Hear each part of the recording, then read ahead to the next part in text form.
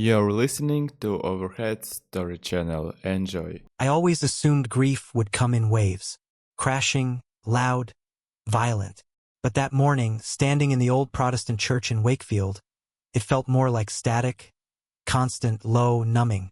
The kind that buzzes at the edge of your thoughts but never quite clears. It was Kelly's father's funeral. The man I'd known for nearly a decade.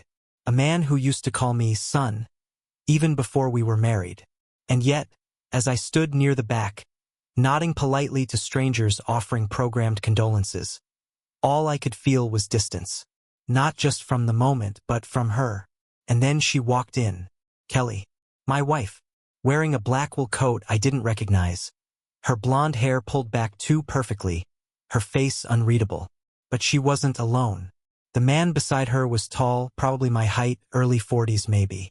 Not handsome in an obvious way, but sharp, polished. His navy coat fit him like it had been tailored.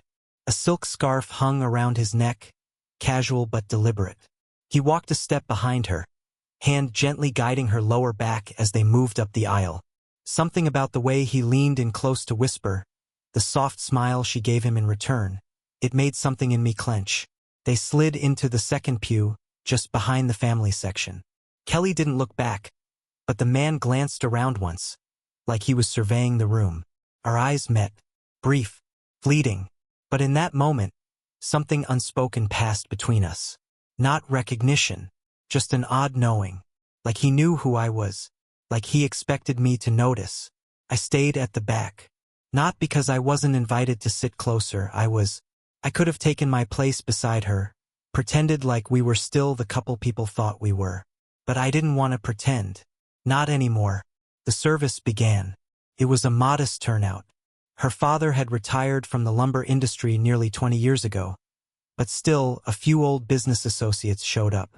Some church people. Family. The pastor read Psalm 23 like it was the first time it had ever been read. Kelly's aunt spoke about her brother's work ethic, his Yankee stubbornness, and how he made the best apple cider on their block. I didn't hear most of it. I kept watching her. She barely blinked. Eyes dry, shoulders rigid. She sat next to that man. Legs crossed slightly toward him, not away. Their knees almost touched. And at one point, I swear I saw his hand rest on hers for just a second. Just long enough that it didn't look like comfort anymore. Just long enough for it to feel like confirmation. After the final hymn, people spilled out into the cold New England air like fog. I stayed inside for a moment, letting the last of the organ's echo fade out. Then I walked toward the exit and paused near the vestibule. That's where she found me. Matt. I turned. She stood there with her coat half-buttoned and a pale, practiced smile. The man, whoever he was, had stepped away, now standing politely near a display of floral arrangements. Her eyes searched mine for a beat longer than I expected. "Thank you for coming," she said, her voice even. "Of course," I replied. "I wouldn't miss it." There was a pause. One of those long ones that says more than it should. "You doing okay?" I asked gently. She nodded too quickly. "Tired. Understandable." I hesitated. "Your friend from work?" She stiffened slightly. "This is Colin. He's been helping with the estate logistics. He knew Dad, actually, from a few property deals years ago." She glanced behind her, where he stood, now pretending to check his phone. I nodded, but my eyes didn't leave hers. Then I saw it. A small Berg *NDY smudge at the corner of her mouth. Lipstick, just barely smeared beyond the edge of her lip. It wasn't a color I'd seen her wear before. Kelly always preferred neutrals, roses, peaches, the occasional soft mauve. This was bolder, wine-dark, confident. "You've got a little." I gestured subtly toward my own mouth. She wiped it instinctively with her finger, then checked her reflection in her phone. And then, just for a second, her eyes flicked toward Colin. And that's when the shift happened. "You're seriously pointing out my makeup right now?" she asked, her tone sharp enough to cut through the fog. I blinked. "I was just..." "Really, Matt? At my father's funeral? You think now is the time to, what? Critique how I look?" My breath caught in my throat. That's not what I... She scoffed, brushing past me. God, you always do this. You always find something to dig at. Her voice was low, but the venom in it was unmistakable. She stormed past without waiting for a reply, leaving the faint scent of her new perfume lingering in the air, floral, too sweet, too unfamiliar. Nothing like her. I stood there stunned. Not because of what she said, but because of what she didn't say. She didn't deny it. She didn't explain the lipstick. She didn't apologize for the tone. And I realized then that this wasn't about grief. Not really. This was something else. Something deeper. Older. Whatever connection we once had, it was fraying. Quietly. Subtly. Like an old rope at sea, chafed raw by time and salt. That night, I sat alone in the living room, sipping the same whiskey I used to share with her dad when he'd visit. He liked the peaty kind. Said it reminded him of the years he worked in Maine. I stared at the wedding photo on the mantel, a younger version of us, smiling wide, bright-eyed, convinced that love could carry any weight. I didn't feel angry yet. Not really. What I felt was something heavier. Dread. Not about what might happen, but about what already had. And how long I'd been pretending not to see it. I didn't sleep that night. I just laid there, staring up at the ceiling. Kelly's lipstick still burned into the back of my mind like a warning flare. I kept telling myself it was nothing, that I was reading too much into a smudge and a cold shoulder. But when you're lying in the dark, silence has a way of rewinding everything you've been trying not to notice. And suddenly, all the things I had brushed off came rushing back. The little moments, the shrugged-off excuses, the quiet shifts in who we were.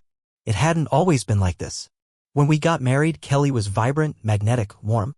She used to fall asleep curled into me like it was the only way she could exhale. Now, most nights, she turned off the lamp and rolled over without a word. The space between us in bed felt miles wide. I had stopped reaching across the distance because I got tired of pretending not to feel the wall.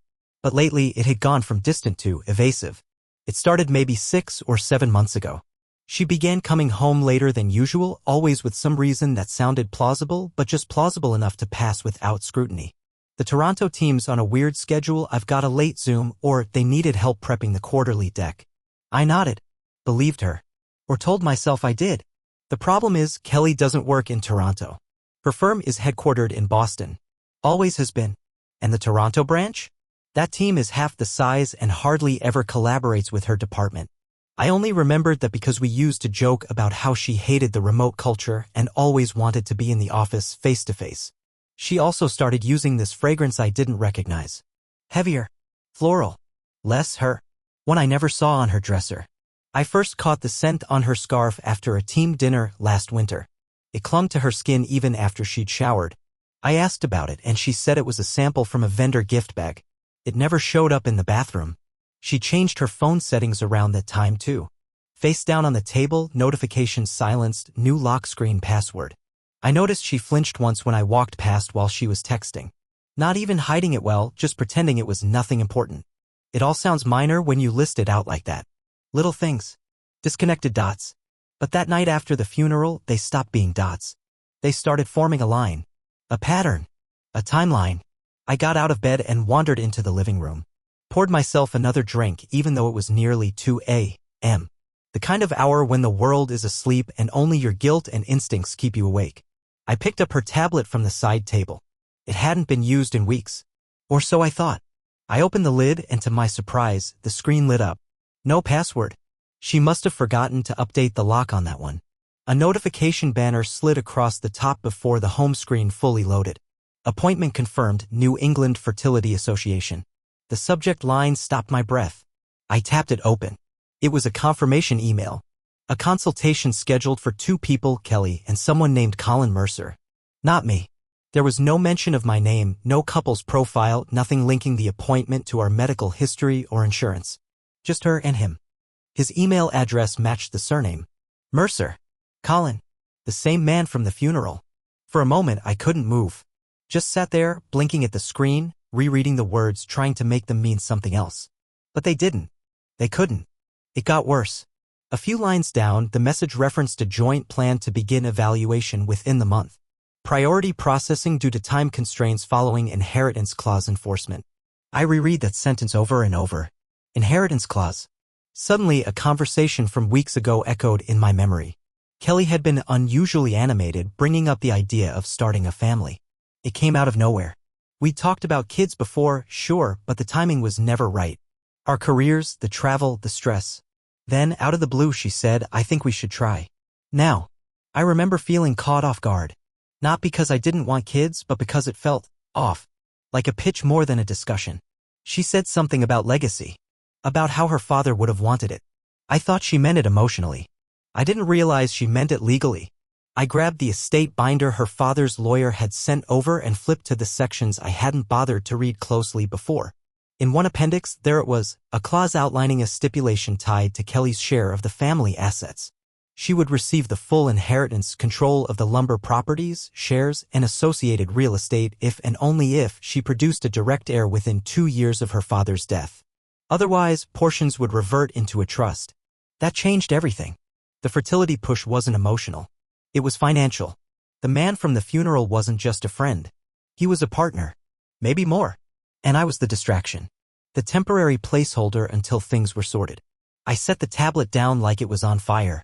For a second, I didn't feel angry. I felt foolish. Duped.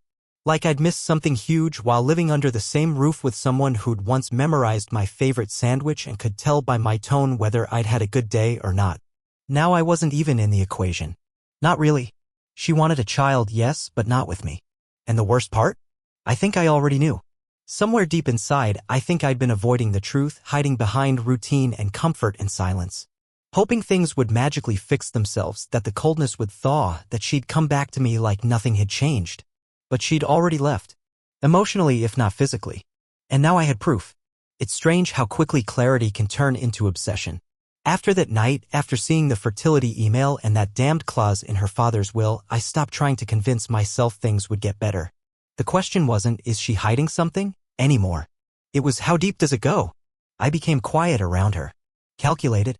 Not out of revenge or anger, but because I needed to stop walking blindly through a life that no longer made sense.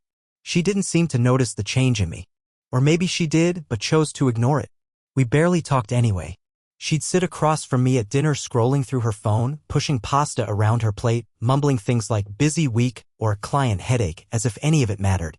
On a random Wednesday night, after she claimed she'd be in Worcester meeting with a legal team, I got curious. Scratch that, I got reckless. We still had that old family tracking app installed. The kind meant for emergencies or road trips. She probably forgot about it. I hadn't opened it in over a year. But that night, with her gone and my gut twisted in knots, I tapped it open. Her PIN was not in Worcester. It was in Plymouth. A small lakefront town 2 hours southeast. A place we'd never visited together. But I knew the area. It was lined with rustic inns, converted summer homes, fire pits, and kayaks, all of it staged to look like some kind of domestic fairy tale. Her location hovered near the edge of a place called Lakemere Retreat, a private inn with 8 secluded cottages overlooking a quiet, icy lake. I stared at the screen. And then I drove. I didn't think. I didn't plan. I just grabbed my coat, left a half-drunk cup of coffee on the counter, and headed towards something I couldn't unsee anymore. The highway blurred past. It was just me, the hum of tires, and the soft glow of her betrayal pulsing from that little map on my phone. By the time I reached Plymouth, it was just after 10 p.m. Lakemere Retreat sat back off a winding road, hidden behind a grove of pine and maple. There were no streetlights, just dim lanterns illuminating the gravel path that led to the cottages. I parked 2 blocks away, far enough not to be noticed. My breath fogged in the air as I made my way through the trees, my boots crunching over old snow and dried needles. Then I saw her. Cottage number 6. She stepped out barefoot onto the porch in a long black dress I'd never seen before. Silky. Thin straps. Something that belonged at a wine bar or a jazz club, not a legal conference. She was laughing. And not alone. Colin stood beside her, also barefoot, holding 2 wine glasses and looking like he belonged there. Like he'd done this 100 times before. His shirt was unbuttoned at the collar. Her hand was resting casually on his chest, fingers splayed like it was second nature. He leaned in, said something I couldn't hear, and she laughed again. Her head tilted the way it used to with me. That tiny mate tilt. She didn't see me. I stood hidden behind a pine just beyond the driveway, heart beating so hard I could feel it in my teeth. My breath caught as I watched her press her lips to his cheek. It wasn't rushed. It wasn't panicked. It was practiced. Familiar. There was no performance. No hesitance. This wasn't a fling. This was something woven. Something lived in. They disappeared back inside, the door closing gently behind them. I didn't move. Not right away. My phone buzzed in my pocket, an email from a client, I think, but I couldn't bring myself to check it. Everything around me felt too still. Too cruel. I stood in the cold until my hands went numb. Not from shock, but from knowing. Really knowing. Because up until that moment, there had always been that 1% of doubt, that sliver of maybe I'm wrong. Now it was gone. That night, on the long drive back, I didn't cry. I didn't scream.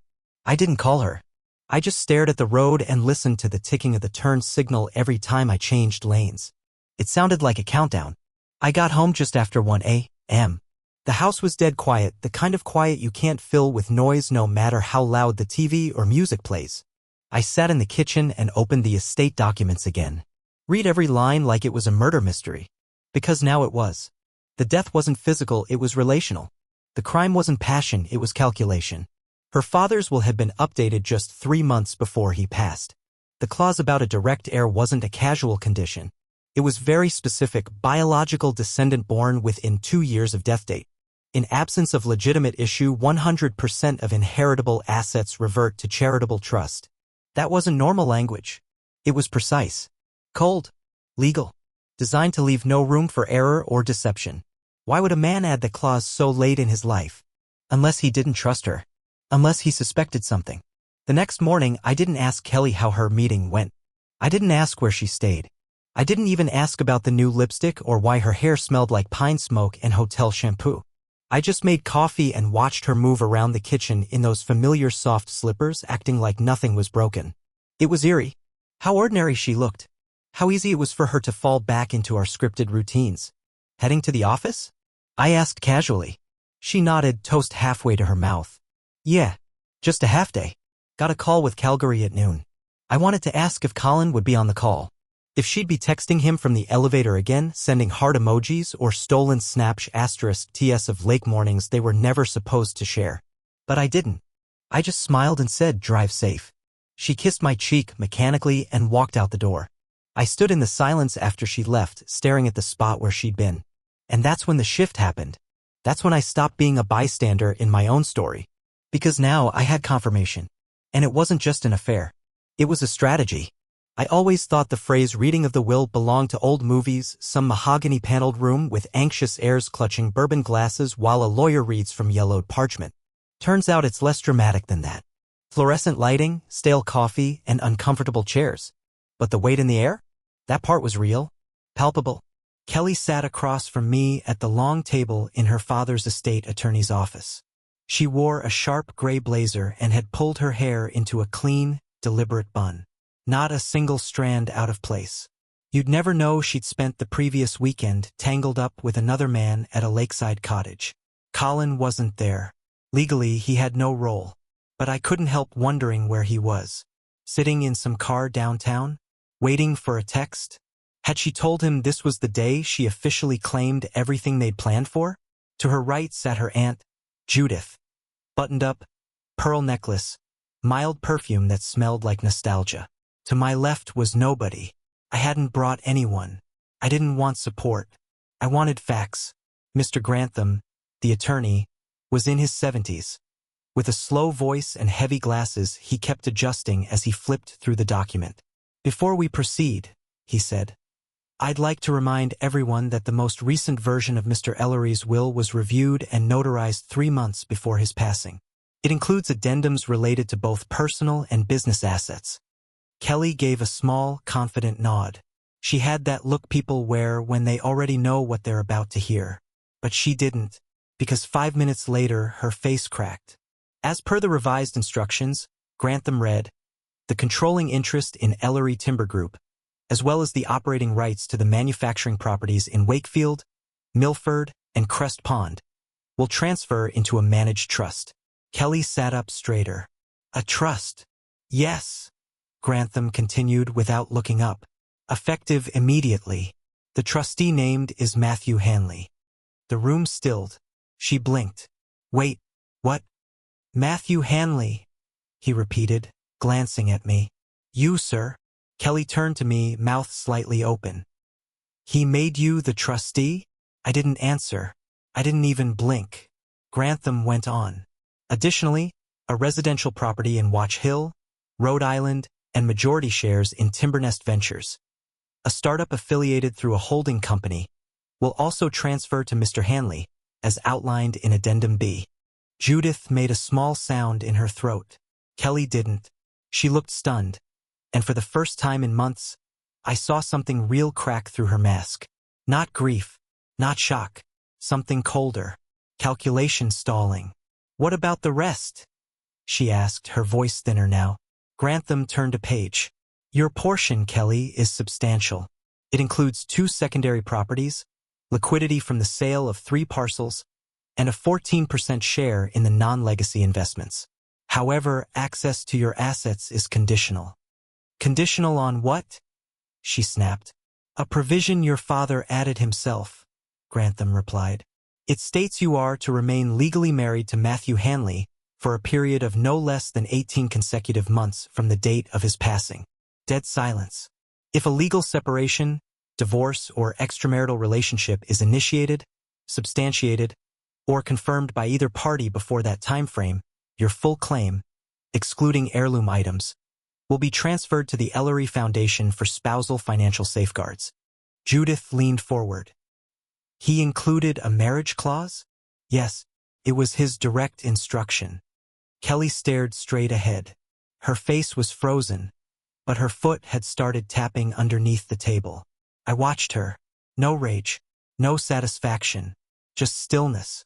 It was all unfolding, and I didn't have to say a word. She turned to Grantham. You said, substantiated relationship. What exactly does that mean? He cleared his throat.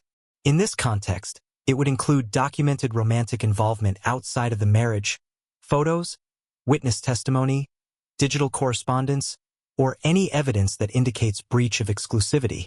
Her jaw clenched. He can just make that up. No, ma'am. The will is legally binding, and your father prepared it in the presence of both his legal and medical team. Kelly looked at me then, direct, calculating, but behind her eyes, I saw something else, fear, not just of losing money, of being outmaneuvered, of being seen. I'd like a private moment with my husband, she said. Grantham nodded. Of course, we'll give you the room. Everyone filed out except us. The door clicked shut behind Judith. It was the first time we'd been alone since the lake. She didn't speak right away, just stared at the wall, her profile sharp against the window light. Then she said, How long have you known? I let out a slow breath. Long enough. Did you follow me? I didn't need to. You left breadcrumbs like you wanted to be caught. She turned then, eyes narrowed. So what now? You're going to hold this over me? Play king of the castle while I grovel for access to what's mine. I didn't write the will, Kelly. No. But he made you the gatekeeper. And you're enjoying it. No, I said quietly. I'm just not lying to myself anymore. She paced once, then twice. Her hands curled into fists at her sides. He didn't trust me, she muttered. I said nothing. She walked to the window, then back, then froze. He was going to give it all to me. That was the plan. He always said I'd carry the legacy. Maybe that was before the lake house. Before Colin. She flinched. Before the housekeeper overheard your last conversation, I added. Her eyes *T to mine. What? Yeah, I said calmly. She heard everything, including the part where you told him you'd make your own legacy without permission. The legal team documented it. That's why he made the change. You're bluffing. I didn't answer. She stepped closer, voice low. You really think you can leverage this? That I'll stay married just to keep the money? Doesn't matter what I think, I said. What matters is that you have to decide what staying costs you. She stared at me. And in that moment, the mask she always wore didn't just crack, it shattered. The woman I married wasn't there. Maybe she hadn't been for a long time. She turned and walked out, leaving me alone in that cold, glass-walled room. 3 days passed before I saw her again. That may not sound like much, but when someone's betrayal is still fresh, 3 days stretch like an open wound exposed to salt.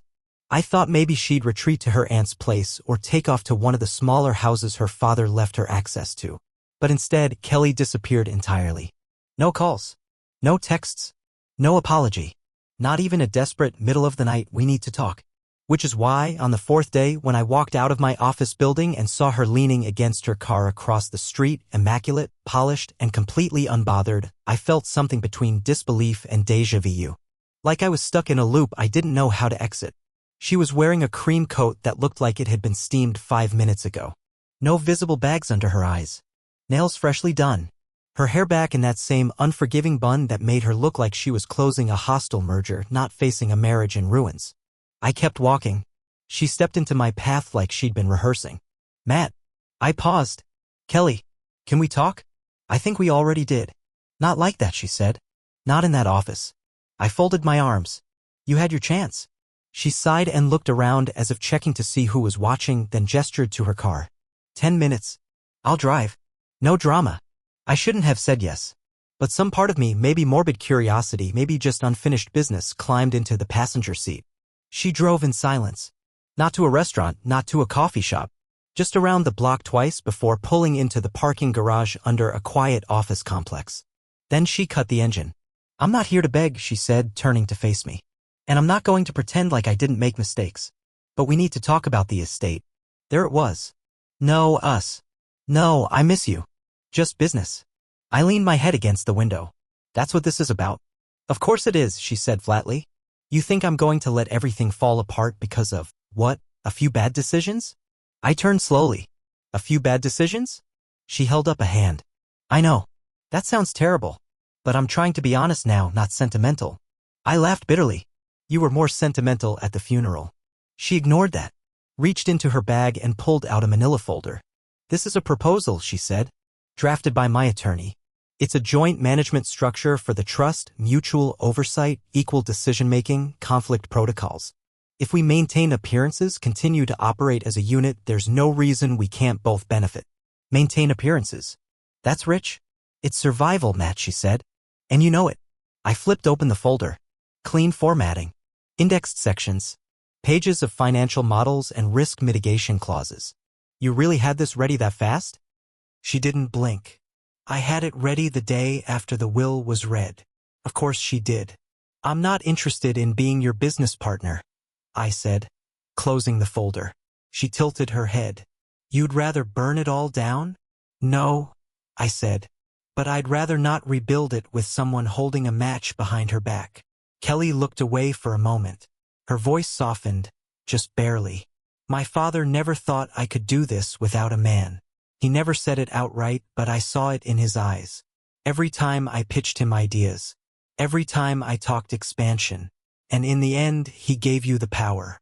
Not because you were smarter or stronger or more qualified, but because you were a man who hadn't disappointed him yet.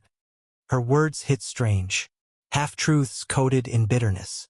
But part of me saw the thread of something real in there. Maybe she did want the legacy. Maybe she just wanted it too badly. You disappointed him, Kelly, I said.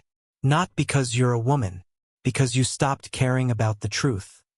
A long silence stretched between us. She didn't deny it. Eventually, she reached back into her bag, pulled out a second folder thinner than the first. This one's less legal, she said, her tone oddly measured. Letters, statements, documents my father kept. About me, about you. I took it. Inside were photocopies of handwritten notes, observations, financial memos, a draft email he'd never sent, addressed to his lawyer. Each document painted a picture, not just of suspicion but concern. He had seen Kelly's trajectory, her ambition sharpened into something that bled through her ethics. One note stood out, scrawled in shaky pen. She's pushing again. Not asking, pushing. Doesn't see lines anymore. I love her, but I don't trust her judgment with this empire. Not if it means burning bridges to get her way. Matt sees it, I think. He doesn't speak it, but he sees it. I read it 3 times. You think giving me these will make me trust you? I asked. No, she said. I'm giving you these because I don't want you to think I'm still hiding things. I'm not the enemy here. Not entirely. I shook my head. It's too late to split hairs. Kelly leaned back in her seat, staring at the garage wall. So what now? She asked. You keep the keys. I play house for 18 months and pretend nothing's broken? I didn't answer. You think I came back for love, she said, more to herself than me. But I came back for war. The quiet kind. The one played with pen strokes and court filings. I finally turned to her. And you think that scares me? No, she said, smiling faintly. I think it excites you. And with that, she stepped out of the car, heels clicking across the concrete. She didn't look back, didn't slam the door, just disappeared into the elevator like she hadn't just tried to rewrite history in a parking garage. I sat there for a long time. Then I opened the second folder again and found a final note. If you're reading this, Matt, then something's gone wrong. You have good instincts. Use them. T.